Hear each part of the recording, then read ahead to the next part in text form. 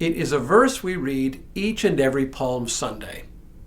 So why do I use it here in the middle of Advent? Because it speaks to an important element in the peace which Christ brings into the world. All this week I'm talking about this very thing, since on the second Sunday of Advent we light the candle of peace on the Advent wreath, and I think it's worth asking what peace is as we hear the term in the Bible. For it often goes beyond simply the absence of conflict. Today's passage from the prophet Zechariah does indeed speak of the time when war and conflict will cease, but it hints at something even greater than that. Hello, I'm Stuart Baskin, pastor of First Presbyterian Church of Tyler, Texas. When Jesus came into Jerusalem on what we now call Palm Sunday, he chose a rather odd mode of transportation, a donkey. In one of the very few stories shared among all four Gospels, we read that Jesus came into Jerusalem that day riding on the back of an animal. Matthew and John tell us explicitly that it was a donkey. Mark and Luke only describe it as a colt, simply meaning a young animal. Matthew and John also both quote from today's reading from Zechariah.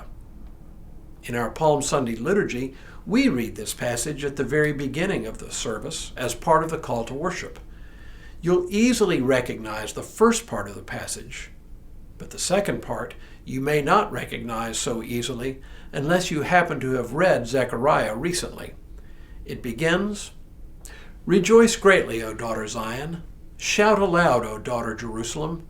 Lo, your king comes to you. Triumphant and victorious is he, humble and riding on a donkey, on a colt, the foal of a donkey. He will cut off the chariot from Ephraim and the war horse from Jerusalem. And the battle bow shall be cut off, and he shall command peace to the nations. His dominion shall be from sea to sea, and from the river to the ends of the earth."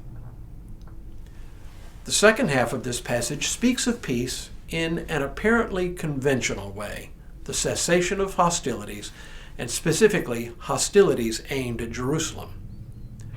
The prophet's concern seems to be not so much a proclamation of judgment against Judah and Jerusalem the way other prophetic books do, but rather with the restoration of Jerusalem following a period of destruction. Chariot, war horse, and battle bow will be cut off from attacking. The coming ruler of Judah will be given dominion over the nations. Peace for Judah and Jerusalem will be assured at long last. On the face of it, this is indeed peace as the absence of war. But on deeper analysis, this peace is more than the cessation of war. It is the establishment of God's reign of justice and peace. In this context, it's important to notice the detail about the coming victorious king.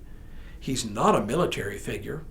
He's not even depicted as the kind of mighty and majestic person we normally associate with kings. Instead, he's riding a common donkey, a pack animal for heaven's sake, not a war horse. He's not riding in a chariot the way kings do.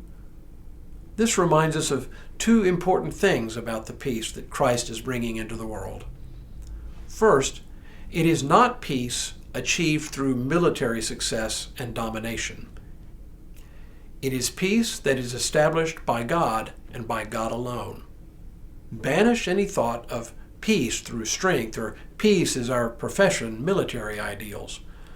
While these things may hold true in a sin-sick world and may even be necessary in this world, this is not the kind of peace the Messiah brings. It is the kind of peace which God alone can establish.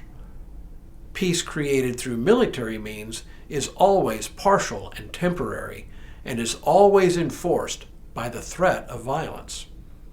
Not so in God's time. When God establishes peace, implements of war will be destroyed, or better yet, transformed into instruments of harvest. As both Isaiah and Micah put it, they shall beat their swords into plowshares and their spears into pruning hooks. Nation shall not lift up sword against nation, neither shall they learn war any more. But this is God's doing, not ours. This image of the king riding in on a donkey reminds us that the kingdom and the peace which the Messiah ushers in turns the world on its head.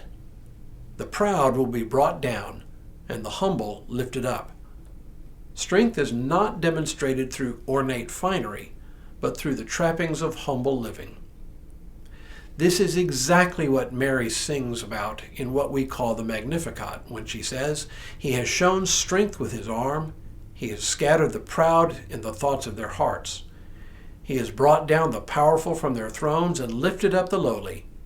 He has filled the hungry with good things and sent the rich away empty." When we think about the peace the Messiah brings, we can find no better image than Zechariah's image of the king who comes on a donkey. That tells us all we need to know. And for now, may God continue to bless you and keep you in all that you do this day and in all the days ahead.